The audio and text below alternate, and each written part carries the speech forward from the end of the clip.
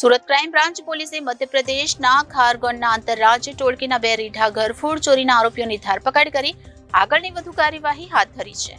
Surat crime branch પોલીસે મધ્યપ્રદેશના ખારગોનના આંતરરાજ્ય ટોળકીના 2 રીઢા ઘરફોડ ચોરીના આરોપીઓની ધરપકડ કરી છે. આરોપી મોહમ્મદ શકીલ કુરેશી અને નરસિંહ રવજીભાઈ ખણધરની ધરપકડ કરી હતી. સોના ચાંદી સહિતના ઘરફોડ ચોરીના કુલ રૂપિયા 10,02,350નો મુદ્દામાલ પણ જપ્ત કરવામાં આવ્યો છે. હાલ બંને આરોપીઓ વિરુદ્ધ જામનગર, સુરત, રાજકોટ, મહારાષ્ટ્ર, મધ્યપ્રદેશ, દેવભૂમિ, દ્વારકામાં પણ ગુના નોંધવામાં આવ્યા છે. મહેરબાન સુરત પોલીસ કમિશનર સાહેબ તરફથી નાસ્તા પડતા આરોપીઓ પકડવાની ઝુંબેશ છેલ્લા ઘણા સમયથી ચાલે છે. એ દરમિયાન અમે અલગ અલગ સ્ટેટમાંથી જે નાસ્તા ફરતા આરોપીઓ હોય, જે સુરત શહેરમાં રસ્તા હોય, એની યાદીઓ મંગાવેલ.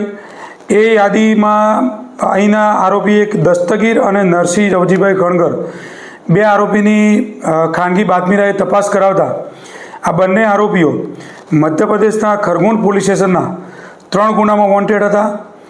જેમની તપાસ કરતાં એ લોકો અત્યારે રાજકોટના ગાંધીગામ પોલીસ સ્ટેશનમાં ઘરફોડ ચોરી કરી અને પરત આવતા હોય એવી ખાનગી બાતમી મળેલી, જેના આધારે અમે વોચ ગોઠવી એમને ઊન પાટિયાથી 10 લાખ રૂપિયાના મુદ્દામાલ સાથે એ આરોપીને પકડી પાડેલ છે.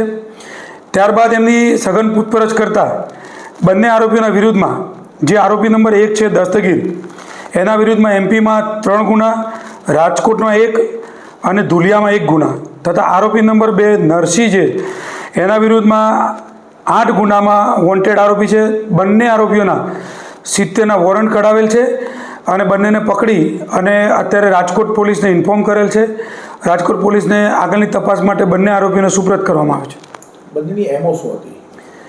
બંનેની એમઓ અલગ અલગ જગ્યાએ રહેવાનું અને મોટાભાગે એ લોકો ઘરફોડ ચોરીઓ કરે છે. એના આજુબાજુના વિસ્તારમાં, બગીચામાં ત્યાં કોઈ પણ નાનું મોટું કામ કરવાનું ચાલુ કરે અને રેકી કર્યા પછી આ મોટી ઘરફોડ ચોરીને અંજામ આપે છે. Reporter Arvind Rathod, Janadesh news, Surat.